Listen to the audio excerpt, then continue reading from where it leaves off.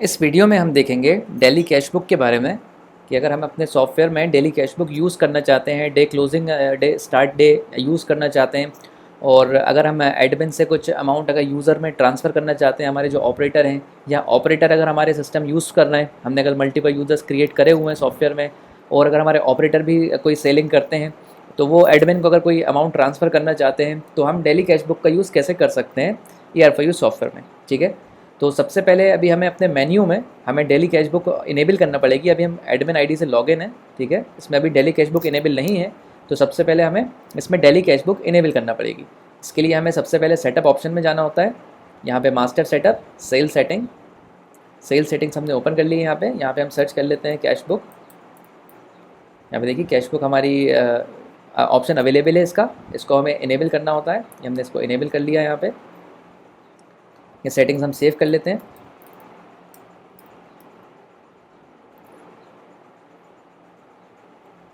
ये हमारी setting save हो गई हैं। अब सेल सेटिंग से कैश बुक इनेबल करने के बाद हमें सेटअप में मैनेज ऑप्शन पे जाना होता है, जहाँ पे हमारा ऑपरेटर का ऑप्शन होता है, इसमें हमें क्लिक करना होता है। अभी हम एडमिन आईडी से लॉगिन है, तो हम यहाँ एडमिन को जो है एडिट मोड में ओपन करते हैं, क्योंकि हमें मेन्यू में भी कैश बुक को इनेबल करना है। तो हम इसको पहले नीचे स्क्रॉल करते हैं।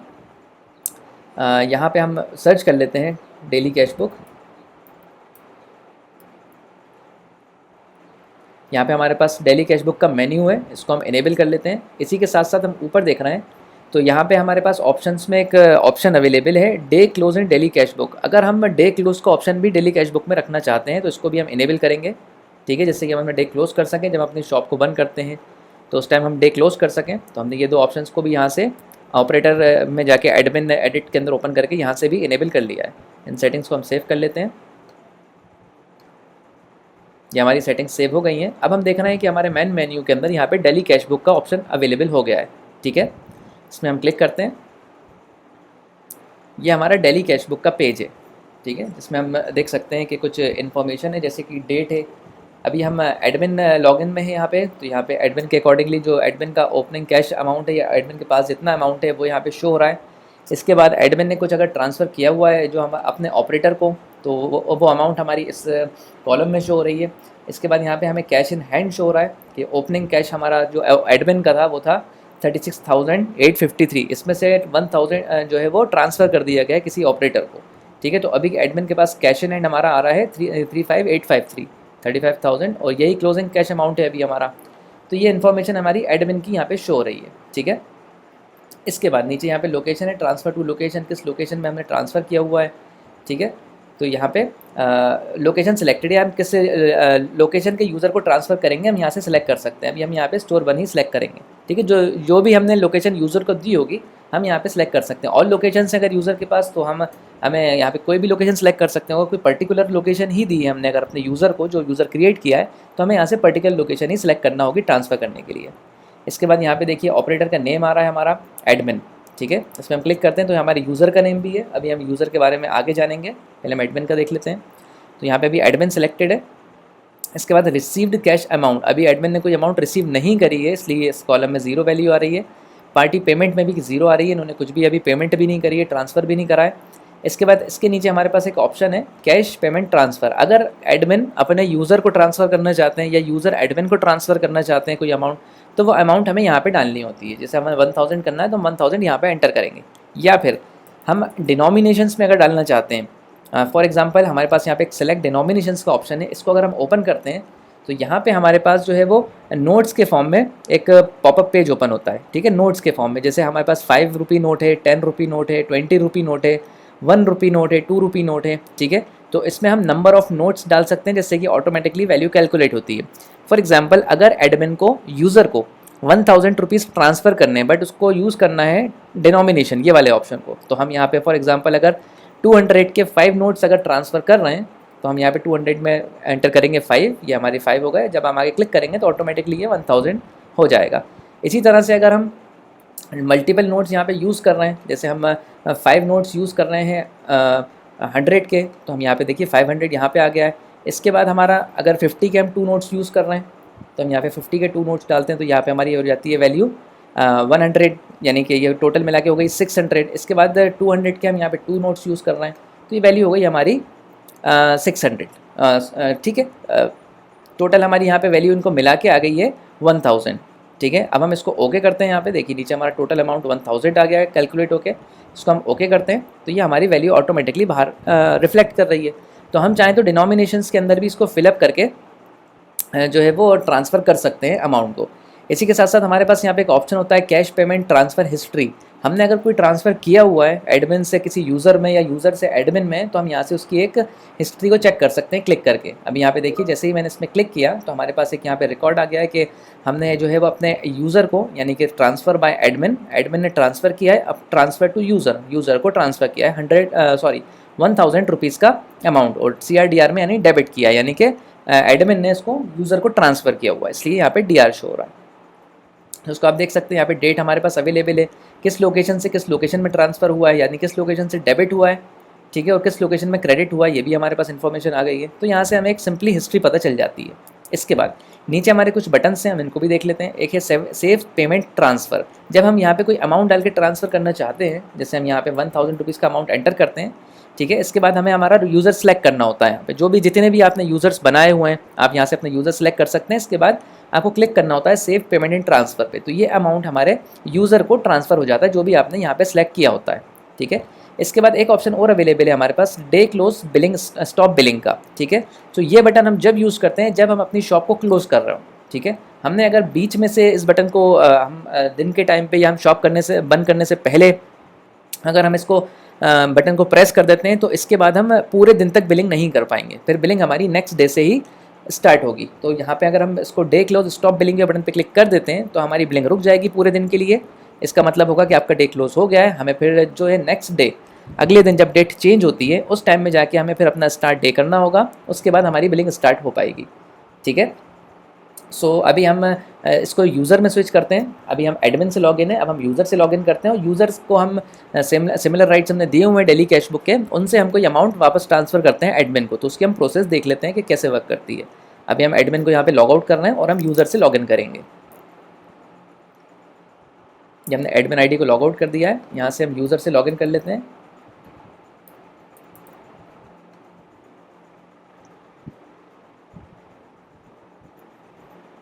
अभी हमने लॉगिन कर लिया है,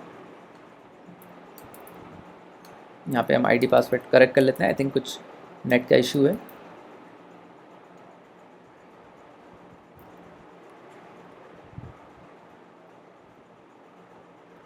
अभी पेज ओपन हो रहा है हमारा, कुछ आई थिंक इंटरनेट का इशू आ रहा है, एक बार हम फिर ट्राई कर लेते हैं।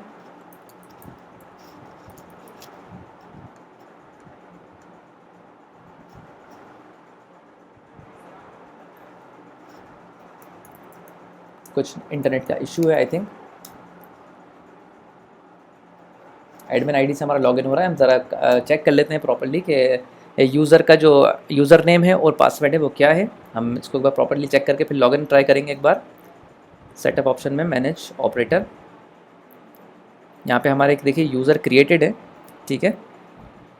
इनको हम एडिट मोड में ओपन कर लेते हैं।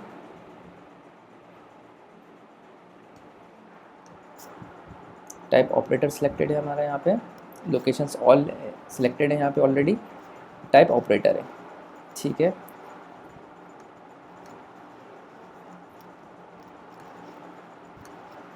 हम एक बार फिर ट्राई करते हैं यूज़र को लॉगिन करने की।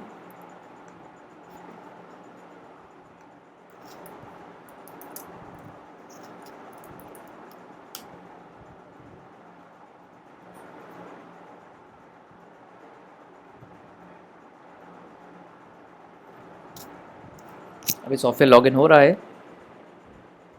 ओके, कोई आई थिंक इशू है इसमें जिसकी वजह से यूज़र से हम लॉगिन अभी नहीं कर पा रहे हैं, ठीक है। तो इसको हम चेक कर लेंगे अभी।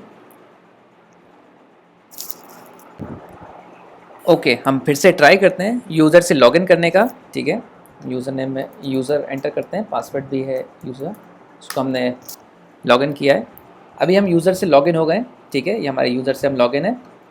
अब हमें इसमें देखना है डेली कैश बुक कैसे वर्क करती है। अगर हमें कोई अमाउंट अपने एडमिन को ट्रांसफ़र करना है, ठीक है, तो हम कैसे कर सकते हैं। तो हमारे पास यहाँ पे डेली कैश बुक का ऑप्शन है, यूज़र में भी हमने राइट्स दे के रखे हुए हैं हमारे यूज़र को। इसको हम डेली कैश बुक को ओपन कर लेते हैं, ठीक है। अब ये यूज़र के लिए डेली कैश बुक का जो ऑप्शन है वो यहाँ पे ओपन हो गया है। अब सबसे पहले यूज़र को यहाँ पे ओपन स्टार्ट डे करना होगा, ठीक है, जब जाके वो सेल का ऑप्शन यूज़ कर सकते हैं। हम सबसे पहले अगर क्लिक करके भी देखें सेल स्क्रीन के ऊपर, सो हमारे पास एक वार्निंग आती है। देखिए हमने क्लिक किया हुआ है, यहाँ पे हमारे पास एक वार्निंग आती है, alert please start the day to continue. हम जब भी डेली कैश बुक ऑन करते हैं फर्स्ट टाइम, या हम जब सुबह अपनी सॉफ्टवेयर को लॉगिन करते हैं और हमें जब सेल स्क्रीन पे जाना होता है, तो सबसे पहले हमें यहाँ पे डेली कैश बुक में ओपन स्टार्ट डे करना होता है, नहीं तो हम सेल का स्क्रीन नहीं ओपन कर सकते। हमें वहाँ पे अलर्ट मिलता है कि अपने डे को स्टार्ट करिए, ठीक है। तो अब हम यूज़र के लिए सबसे पहले ओपन स्टार्ट डे करते हैं। हमने ओपन स्टार्ट डे करा, उसको ओके करा। अब यहाँ पे डे स्टार्ट हो गया है, ठीक है, हमारे यहाँ पे डे क्लोज का ऑप्शन भी आ गया है जो कि हमने यूज़र को दिया हुआ है। अब हम यहाँ पे देख सकते हैं कि यहाँ पे सबसे जो फर्स्ट ऑप्शन आ रहा है वो डेट का आ रहा है। हम यहाँ डेट चेंज कर सकते हैं, बैक डेट भी सिलेक्ट कर सकते हैं। यहाँ पे हमारे ऑपरेटर का नेम है जो यूज़र है, ठीक है। इनके पास है रिसीव्ड कैश अमाउंट, यानी इनके पास रिसीव हुआ है अमाउंट 1000 रुपीज़, यानी किसी ने एडमिन ने इनको ट्रांसफ़र किया हुआ है, किसी और यूज़र ने ट्रांसफ़र किया हो सकता है। तो यहाँ पे वो अमाउंट हमारे पास आ रही है 1000 रुपीज़, ठीक है। अब हम ये प्रोसेस देखेंगे कि हमें यूज़र से किस तरह से एडमिन में ट्रांसफ़र करना है, ठीक है। अगर हम ये 1000 रुपीज़ का अमाउंट है हमारे पास और इसको हम अपने एडमिन को ट्रांसफ़र करना चाहते हैं या इसमें से कुछ अमाउंट ट्रांसफ़र करना चाहते हैं, तो उसको हम कैसे ट्रांसफ़र कर सकते हैं। सो नीचे भी हम देख रहे हैं कि यूज़र के पास में कैश इन हैंड है 1000 रुपीज़ और यही क्लोजिंग बैलेंस है अभी, ठीक है। और ट्रांसफ़र टू लोकेशन, अब हम देखेंगे कि हम किस लोकेशन से ट्रांसफ़र, अभी हम स्विच हैं लोकेशन 1 में, क्योंकि यूज़र को भी तीनों लोकेशंस के राइट हैं, ठीक है। और अगर एडमिन को भी या फिर यूज़र दूसरा जो यूज़र है जिनका हम ट्रांसफ़र कर रहे हैं, अगर उनको भी तीनों लोकेशन के राइट्स हैं, तो हम यहाँ पे कोई भी लोकेशन सेलेक्ट कर सकते हैं। डिफ़ॉल्ट में यहाँ पे 1 ही लोकेशन आ रही है, ठीक है। या फिर अगर हमने जो भी लोकेशन दूसरी दी होती है, अगर हमने ST2 दिया हुआ है, ठीक है, तो हमारे पास यहाँ पे ST2 का ही ऑप्शन मिलेगा हमको, ठीक है। तो अभी यहाँ पे तीनों लोकेशन है, इसलिए यहाँ पे डिफ़ॉल्ट में ST1 ही लोकेशन आ रही है। अब हम यहाँ पे अपना यूज़र सेलेक्ट करते हैं जिनको हमें ट्रांसफ़र करना है, वो कोई ऑपरेटर भी हो सकते हैं या वो एडमिन भी हो सकते हैं जिन्हें हमें अमाउंट ट्रांसफ़र करना होती है। तो हम यहाँ पे सेलेक्ट कर लेते हैं, जैसे हम यहाँ देख रहे हैं हमारे एक एडमिन क्रिएटेड है, यहाँ पे हम यहाँ एडमिन सेलेक्ट कर लेते हैं।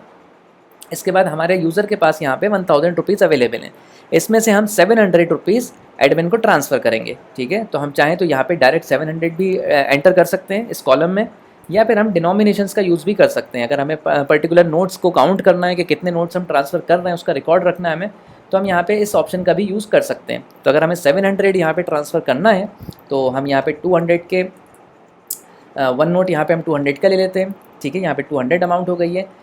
इसके बाद हम 3 नोट्स जो हैं वो 100 के ले लेते हैं, ठीक है। यहाँ पे टोटल 500 हो गया अमाउंट। इसके बाद हम यहाँ पे 4 नोट्स जो हैं वो 50 के ले लेते हैं। ये हमारा 700 का अमाउंट हो गया है, यानी कि 1 नोट इसमें 200 का है, 3 नोट्स इसमें 100 के हैं और 4 नोट्स इसमें 50 रुपीज़ के हैं, जो टोटल होता है हमारा 700। इसको हम ओके करते हैं। हमारी देखिए बाहर अमाउंट आ गई है ऑटोमेटिकली 700। नीचे हमने सेलेक्ट किया हुआ है कि हम एडमिन को ट्रांसफ़र कर रहे हैं, ठीक है। इसके बाद हमें क्लिक करना होता है सेव पेमेंट ट्रांसफ़र पे, ठीक है। सो हम इसको आज ही की डेट में यहाँ पे सेव पेमेंट एंड ट्रांसफ़र कर देते हैं। I you sure to save payment details, okay. ये हमारी डिटेल्स ओके हो गई हैं, हमने एक अमाउंट को ट्रांसफ़र कर दी है। अब हमारे पास कैश इन हैंड रह गया है 300, ठीक है। और यहाँ पे ट्रांसफ़र में आप देख रहे हैं हमारे पास कितना आ गया है, 700 आ गया है। कि हमारे पास 1000 अवेलेबल थे, ठीक है, जिसमें से हमने 700 ट्रांसफ़र कर दिए एडमिन को, और हमारे पास अब कैश इन हैंड बचा है 300 रुपीज़। हम अगर यहीं पे रिकॉर्ड चेक करना चाहें कि एडमिन के पास कितना ट्रांसफ़र हो गया, तो हम यहाँ से इसको स्विच कर चेक कर सकते हैं। अभी हम यहाँ पे देख रहे हैं हमने सेलेक्ट किया हुआ है, ठीक है। तो अभी हम सबसे पहले तो एडमिन के अंदर जो है लॉगिन भी करके चेक कर सकते हैं, और अगर हमें इसी पेज से चेक करना है तो हम यहाँ पे कैश पेमेंट ट्रांसफ़र हिस्ट्री है, इस पर हमें क्लिक करना होगा, जिससे हमारे पास यहाँ पे रिकॉर्ड पता चल जाएगा कि हमने एडमिन को कितना ट्रांसफ़र किया हुआ है, ठीक है। सो हम यहाँ पे देख सकते हैं अभी हमने एक अमाउंट ट्रांसफ़र करी है 8 अक्टूबर को यूज़र से एडमिन को 700 रुपीज़ की, जो कि यहाँ पे डेबिट हुई है, ठीक है। किस लोकेशन से डेबिट हुई है, ST1 से, जो भी आपके यूज़र की लोकेशन थी, और दूसरी जो लोकेशन है वो एडमिन की लोकेशन है, उसमें वो क्रेडिट हो गई है, ठीक है। तो अमाउंट थी हमारी 700, यहाँ से हमें हिस्ट्री पता चल रही है। और इससे पहले वाली जो हम एक ट्रांसफ़र देख रहे हैं, तो यहाँ पे हम देख सकते हैं कि ये एडमिन ने जो है वो यूज़र को ट्रांसफ़र करी है। इस केस में यहाँ पे देखिए क्रेडिट हुआ है यूज़र के पास में, ठीक है। ये 1000 की अमाउंट थी जो कि अपने यूज़र के पास क्रिएट हुई थी, जो कि एडमिन ने ट्रांसफ़र करी थी, ठीक है। तो यहाँ से हमें इसकी हिस्ट्री पता चल जाती है। तो इसमें अब हम अगर डे क्लोज पे क्लिक करेंगे, अभी हम क्लिक नहीं करेंगे क्योंकि हम नहीं चाहते कि अभी बीच में से डे क्लोज हो जाए और हम सेल ना कर पाएँ। तो हम इसका सिर्फ ऑप्शन देखते हैं कि अगर हम डे क्लोज के बटन पे क्लिक करते हैं, सो इस कंडीशन में हम पूरे दिन तक सेल नहीं कर सकते, फिर हमारी सेल जो है वो क्लोज़ हो जाती है जब तक कि डेट चेंज नहीं हो जाती, ठीक है। तो ये थी हमारी प्रोसेस, जिसमें हमने देखा कि हमें किस तरह से डेली कैश बुक को इनेबल करना है, डेली कैश बुक किस तरह से वर्क करती है, और हम कैसे एक यूज़र से दूसरे यूज़र में अमाउंट को ट्रांसफ़र कर सकते हैं। ठीक है, और क्या ऑप्शन हमारे पास अवेलेबल रहते हैं, किस तरह से हम ट्रांसफ़र कर सकते हैं। हम चाहे तो डायरेक्टली भी अमाउंट एंटर करके ट्रांसफ़र कर सकते हैं, या हम चाहे तो डिनोमिनेशन के फॉर्म में भी अपनी अमाउंट को हम ट्रांसफ़र कर सकते हैं। ठीक है, तो ये थी हमारी complete process daily cash book की।